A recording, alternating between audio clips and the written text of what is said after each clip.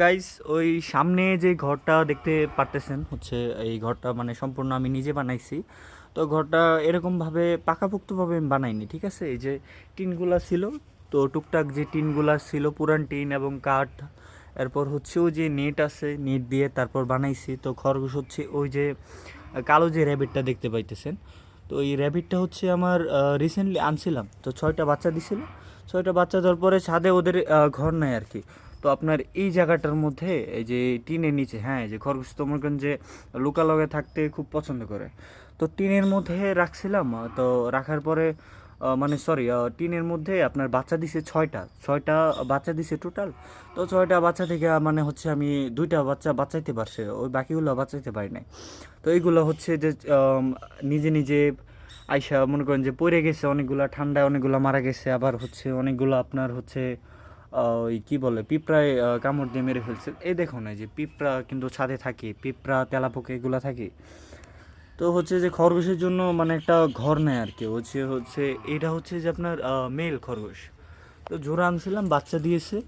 তো ওদের জন্য একটা ঘর বানানোর চিন্তা ভাবনা করলাম আর কি। তো এই যে ঘরটা যে বানাইছি আমি, মানে হচ্ছে আমি কোনো মিস্ত্রি না, ঠিক আছে। মানে আমার কোনো আইডিয়া নেই, কিছুই নাই, আমি মানে নিজে যেরকম পারছি ওরকম বানাইছি। তো হচ্ছে দেখেন, এই যে আমি মানে ঘরটা আপনারা অনেকে দেখে হাসবেন, কিন্তু হচ্ছে যে ঘরটা কিন্তু মোটামুটি ভালো হয়েছে খরগোশের জন্য। এবং এটা যেটা করছি, এটা হচ্ছে আপনার ঢাকনাটা দিয়ে রাখা যাবে এবং বাচ্চাদের জন্য সব কিছু ভালো। তো ভবিষ্যতে চিন্তা ভাবনা আছে এখানে, মানে গিনিপিগ পালার চিন্তা ভাবনা আছে। তো আপনার হচ্ছে যে মানে হচ্ছে আমি বানাইছি যে, হ্যাঁ, আপনাদেরকে দেখাই।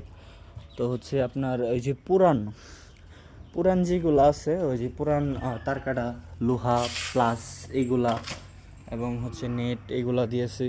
এবং এই যে আমাদের ছাদ, এখানে খরগোশের মানে চলাফেরা একদম সুন্দর মতন হয়, কিন্তু এই যে বাচ্চা যখন দেয় তখন একটু প্যারা দেয় আর কি। তো এটা আমি করছি, এটা হচ্ছে আর আপনার এই যে উপরে যে ছাদটা দিছি টিন, হ্যাঁ, এটা মানে হচ্ছে যে পাকাপোক্তভাবে দেয় না, কারণ হচ্ছে যে যখন মানে ধরেন ইমার্জেন্সির দরকার পড়বে তখন আর কি করবো আর কি। তো এটা অন্য কারণে রেখে দিছি। আর নিচে যে এটা নেটটা দিয়েছি, নেটটা অত ভালো দেওয়া হয় নাই, কারণ দিয়েছি যে আপনার যে ময়লা পসরা পায়খানা যখন করবে তখন নিচে পড়ে যাবে, এবং হচ্ছে যেটা আমি একদিন পরে পরে চেঞ্জ করে দিব, এই আর কি চিন্তা ভাবনা। আর হচ্ছে যে এইগুলা যেগুলো আছে, তো ভবিষ্যতে চিন্তা ভাবনা আছে। তো আপনার কেমনে কি এটা আমি আপনাদের বলে দিব।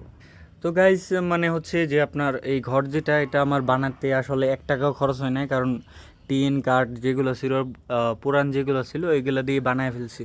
তো আপনারা চাইলে এরকম বানাইতে পারেন, হ্যাঁ, বেশি কিছু লাগবে না। আর আপনার যদি কাঠ না থাকে তাহলে আপনি ওই বাঁশ ইউজ করতে পারেন। তো বাঁশ ইউজ করলেও ভালো হবে। আর আমি মাঝখান দিয়ে আপনার ওই যে ইটগুলা দেখতে পারতেছেন, যেগুলো কাদা লেগে আছে, আমি চাইছিলাম যে ইট দিয়ে আপনার খরগোশের জন্য ছোটোখাটো একটা ঘর বানাইতে, পরে আমি নিজে নিজে এখন হচ্ছে বানাই ফেলছি। তো আপনারা এরকমভাবে বানাইতে পারেন। আপনারা দেখতে পারতেছেন মানে ঘর পুরোটা তো মোটামুটি বড়ই, এটা ভবিষ্যতে মুরগিও পালা যাবে, সমস্যা নাই। তো গাইস, এতটুকুই। তো ভালো থাকবেন, আসসালামু আলাইকুম।